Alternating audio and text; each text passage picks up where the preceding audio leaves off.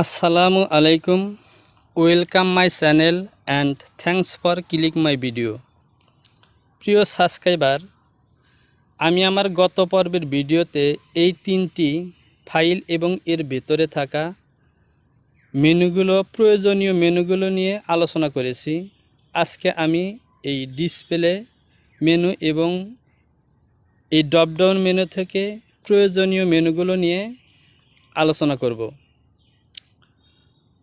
তো আলোচনার পূর্বে ছোট্ট একটি বিরতি নিচ্ছে, চ্যানেলটিকে সাবস্ক্রাইব করে সঙ্গে থাকুন।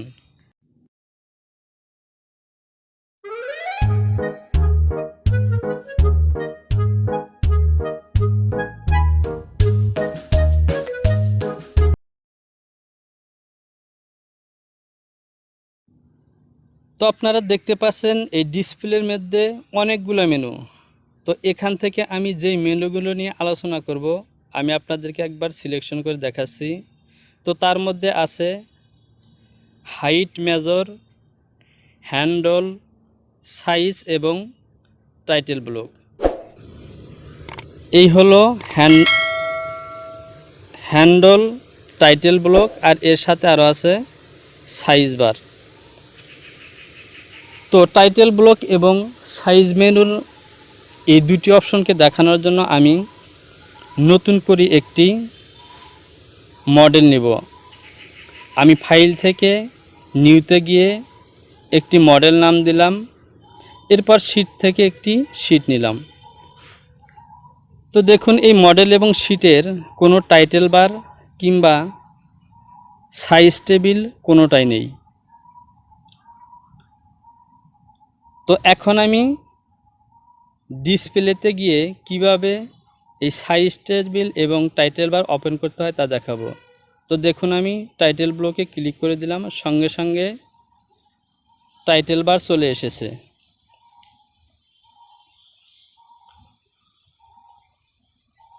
তো এই পৃষ্ঠটি আমি সম্পূর্ণ নতুন নিয়েছি, এ কারণেই টাইটেল ব্লকে ক্লিক করার কারণে শুধুমাত্র টাইটেল ব্লকটি এসেছে। যদি এটি পুরাতন ফাইল হতো তাহলে টাইটেল ব্লকে ক্লিক করা মাত্র সাইজ এবং টাইটেল ব্লক দুটি চলে আসতো। তো যেহেতু আমি প্রথমবার, এই জন্য টাইটেল ব্লক এবং সাইজ বার দুটিকে আলাদা আলাদা করে টিক দিয়ে দিব। এই ফাইলটিকে যদি আমি সেভ করে পুনরায় ওপেন করি তখন টাইটেল ব্লকে ক্লিক করলে টাইটেল বার এবং সাইজ বার দুটি চলে আসবে। তো আপনারা বাম সাইডে দেখতে পাচ্ছেন এটি হলো সাইজ বার এবং নিচে দেখতে পাচ্ছেন এটি হলো টাইটেল ব্লক। এই টাইটেল ব্লকের মধ্যে পিসের সমস্ত ইনফরমেশন দেওয়া থাকে, নাম, কমেন্টস এরকম ইনফরমেশন দেওয়া থাকে এবং সাইজ বারে সাইজ গ্রুপিং বা কোন কোন সাইজ আছে তার একটি টেবিল দেওয়া থাকে। এরপর যে বাটনটি নিয়ে আমি কথা বলবো, হ্যান্ডল।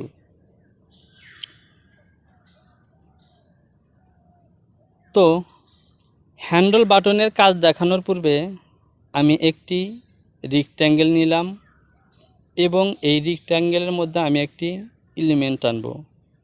তো আপনারা যদি একটু লক্ষ্য করে দেখবেন, আমি যেই এই এলিমেন্টটি টানলাম, এই এলিমেন্টের দুদিকে সাদা রঙের একটু কালার আছে, আপনারা দেখতে পাচ্ছেন। তো আমি যদি ডিসপ্লে থেকে এই হ্যান্ডেল বাটনের টিকটি উঠিয়ে দেই, এখন দেখেন সেই কালারটি চলে গেছে। আমি আবারও এখানে টিক দিয়ে দিলাম, দেখুন আবার সাদা রঙের কালার ধারণ করেছে, অর্থাৎ হ্যান্ডেলটি ওপেন হয়েছে। এখন আমি এই হ্যান্ডেল বাটনে ক্লিক করে এই এলিমেন্টটিকে হ্যান্ডলিং করব। তো দেখুন হ্যান্ডলিং করার জন্য আমি F3 থেকে রিশেপ বাটন ক্লিক করেছি। এরপর দেখুন আমি এটিকে যেভাবে খুশি শেপ করতে পারছি। তো এবার আমি এখান থেকে একটি পিস সিম করে বের করে নিলাম। এখন যদি আমি ডিসপ্লে থেকে এই হ্যান্ডেল বাটনের টিকটি উঠায়ে দেই কিংবা হ্যান্ডেল বাটন থেকে আবার টিকটি দিয়ে দেই, তো দেখুন এর মধ্যে কোনো পরিবর্তন নাই। এর কারণ হলো হ্যান্ডেল বাটনটি শুধুমাত্র কোনো নতুন এলিমেন্ট টানলে অথবা কোনো নতুন পিসের মধ্যে এলিমেন্ট টানলে সেখানে কাজ করে। এরপর যে অপশনটি নিয়ে কথা বলবো, কাট পিটিএস। দেখুন আমি কাট পিটিএস অপশনে ক্লিক করা মাত্রই লাল পয়েন্টগুলো ওপেন হয়েছে, আবার ক্লিক করা মাত্রই লাল পয়েন্টগুলো চলে গেছে। তো আমি যদি এই এলিমেন্টটিকে মডিফাই করতে চাই তাহলে আমাকে অবশ্যই ডিসপ্লে থেকে কাট পিটিএস বাটনে টিক দিয়ে দিতে হবে। তো এখন দেখুন লাল পয়েন্টগুলো ওপেন অবস্থায় আমি এই পয়েন্টগুলো ধরে শেপ ঠিক করতে পারছি। অর্থাৎ কাট পিটিএসের কাজ হলো কাট পিটিএস ডিসপ্লে করে মডিফাই করা। এরপরে প্রিন্ট। তো আমি প্রিন্টের কাজটি দেখাচ্ছি।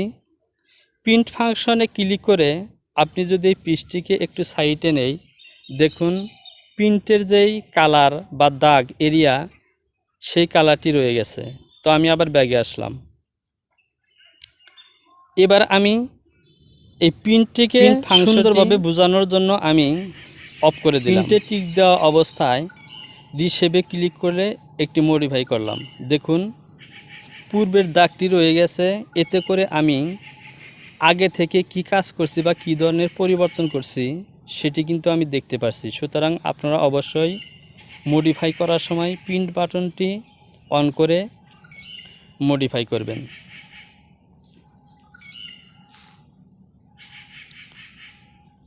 এরপর আছে কাট পিস।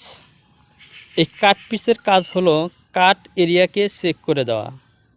তো দেখুন কাট পিসে ক্লিক করা মাত্রই আউট প্যানেলে একটি কালার এসেছে। এখন যদি আমি কালারটি উঠিয়ে দেই তো এখন আর চলে গেছে। তো আমি এ পর্যায়ে এখানে একটি সুইং অ্যালাউন্স দিব, তাহলে জিনিসটি ক্লিয়ারভাবে বুঝবেন।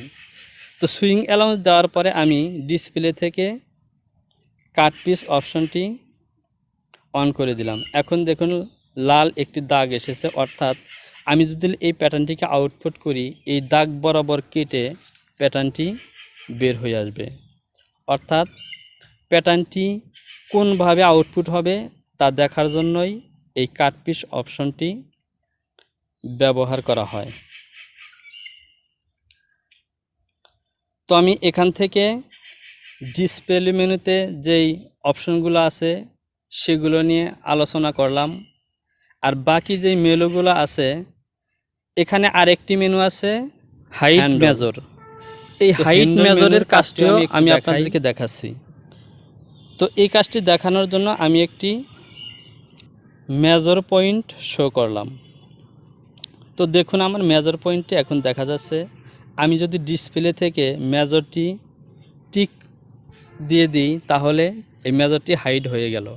আবার যদি টিক উঠিয়ে দিই তাহলে আবার শো করবে।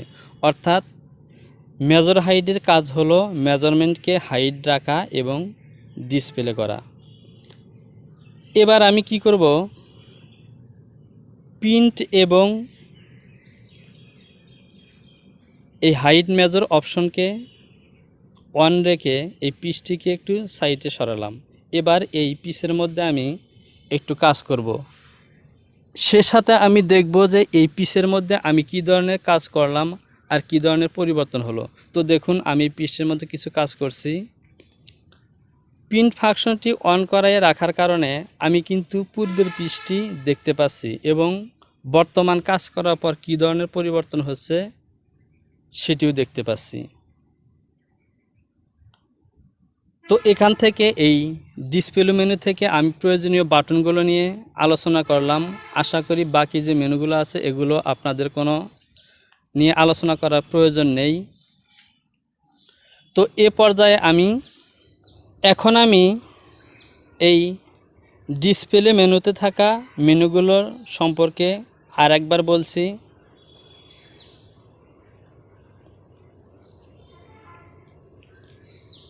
টাইটেল ব্লকের কাজ হলো টাইটেল ব্লক ওপেন করে রাখা। সাইজ মেনুর কাজ হলো সাইজ বার ওপেন করা। হ্যান্ডেল মেনুর কাজ হলো হ্যান্ডেলিং করা এবং হাইট মেজরের কাজ হলো মেজর হাইট এবং ওপেন করা। এছাড়া আরেকটি বাটন আছে এফটিওয়াই। এই বাটনটির কাজ হলো মডেল করা, ফাইলগুলোকে কালার করে ডিসপ্লে করা। তো এই অপশনটি সম্পর্কে আমরা পরবর্তীতে জানব। এরপরে আমি যে মেনুটি নিয়ে আলোচনা করব সেটি হলো সিলেকশন মেনু। তো সিলেকশন মেনুর ভিতরে যে মেনুগুলো আছে এই মেনুগুলো তেমন কাজ করার মতো নেই। এখান থেকে নিচের দিকে লক্ষ্য করুন, দুটি বাটন আছে, একটি হলো ব্রেক সাইজ এবং অল সাইজ। আমি এই ব্রেক সাইজ এবং অল সাইজ এই দুটি বাটন নিয়ে এখন আলোচনা করছি। এই অল সাইজের কাজ হলো গ্রেডিং করা প্যাটার্নগুলোকে অল সাইজ শো করা, এবং ব্রেক সাইজের কাজ হলো কয়েকটি পিসকে ওপেন করে দেখানো। তো এই কাজটিকে সুন্দরভাবে বোঝানোর জন্য আমি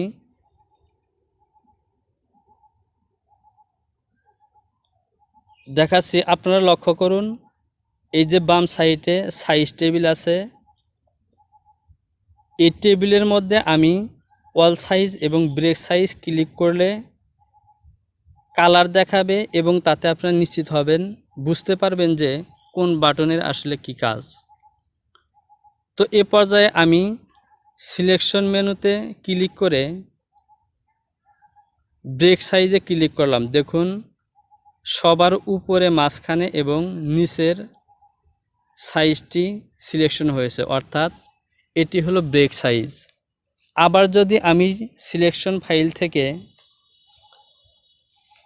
টিক মার্কটি এই অল সাইজে ক্লিক করি তাহলে সবগুলা সাইজ দেখাবে। তো দেখুন আমি অল সাইজে ক্লিক করে দিলাম। এখন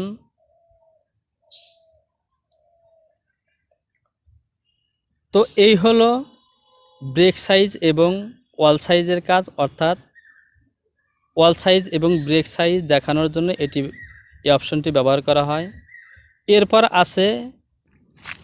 এরপর ম্যাক্রো এবং লেয়ার এবং ডান সাইডে আরও কয়েকটি মেনু আছে, এগুলো নিয়ে আমি পরবর্তী ভিডিওতে আলোচনা করব।